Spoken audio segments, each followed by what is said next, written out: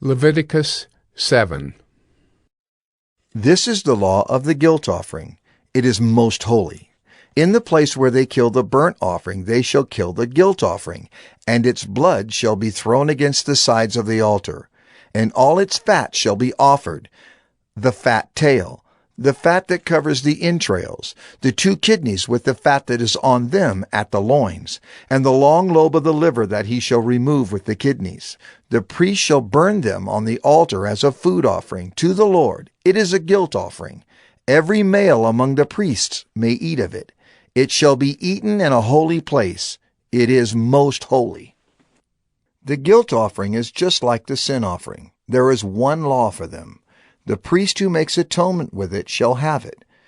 And the priest who offers any man's burnt offering shall have for himself the skin of the burnt offering that he has offered. And every grain offering baked in the oven, and all that is prepared on a pan or a griddle, shall belong to the priest who offers it. And every grain offering mixed with oil or dry shall be shared equally among all the sons of Aaron. And this is the law of the sacrifice of peace offerings, that one may offer to the Lord. If he offers it for a thanksgiving, then he shall offer with the thanksgiving sacrifice unleavened loaves mixed with oil, unleavened wafers smeared with oil, and loaves of fine flour well mixed with oil. With the sacrifice of his peace offerings for thanksgiving he shall bring his offering with loaves of leavened bread. And from it he shall offer 1 loaf from each offering, as a gift to the Lord. It shall belong to the priest who throws the blood of the peace offerings. And the flesh of the sacrifice of his peace offerings for thanksgiving shall be eaten on the day of his offering.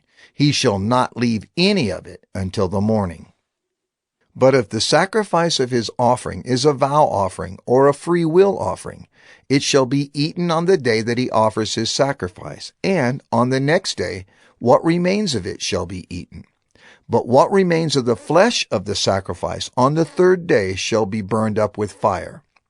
If any of the flesh of the sacrifice of his peace offering is eaten on the 3rd day, he who offers it shall not be accepted, neither shall it be credited to him. It is tainted, and he who eats of it shall bear his iniquity.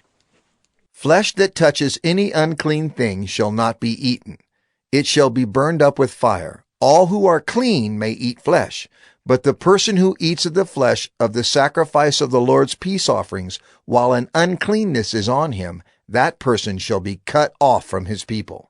And if anyone touches an unclean thing, whether human uncleanness or an unclean beast or any unclean detestable creature, and then eats some flesh from the sacrifice of the Lord's peace offerings, that person shall be cut off from his people. The Lord spoke to Moses, saying, Speak to the people of Israel, saying, You shall eat no fat of ox or sheep or goat. The fat of an animal that dies of itself, and the fat of one that is torn by beasts, may be put to any other use, but on no account shall you eat it. For every person who eats of the fat of an animal of which a food offering may be made to the Lord shall be cut off from his people. Moreover, you shall eat no blood whatever, whether of fowl or of animal, in any of your dwelling places. Whoever eats any blood, that person shall be cut off from his people. The Lord spoke to Moses, saying, Speak to the people of Israel, saying, Whoever offers the sacrifice of his peace offerings to the Lord shall bring his offering to the Lord from the sacrifice of his peace offerings. His own hands shall bring the Lord's food offerings. He shall bring the fat with the breast, that the breast may be waved as a wave offering before the Lord. The priest shall burn the fat on the altar, but the breast shall be for Aaron and his sons. And the right thigh you shall give to the priest as a contribution from the sacrifice of your peace offerings. Whoever among the sons of Aaron offers the blood of the peace offerings and the fat shall have the right thigh for a portion. For the breast that is waved and the thigh that is contributed I have taken from the people of Israel, out of the sacrifices of their peace offerings, and have given them to Aaron the priest and to his sons, as a perpetual due from the people of Israel.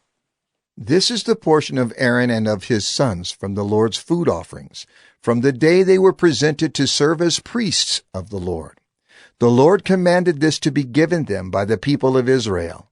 From the day that he anointed them, it is a perpetual due throughout their generations. This is the law of the burnt offering, of the grain offering, of the sin offering, of the guilt offering, of the ordination offering, and of the peace offering, which the Lord commanded Moses on Mount Sinai on the day that he commanded the people of Israel to bring their offerings to the Lord in the wilderness of Sinai.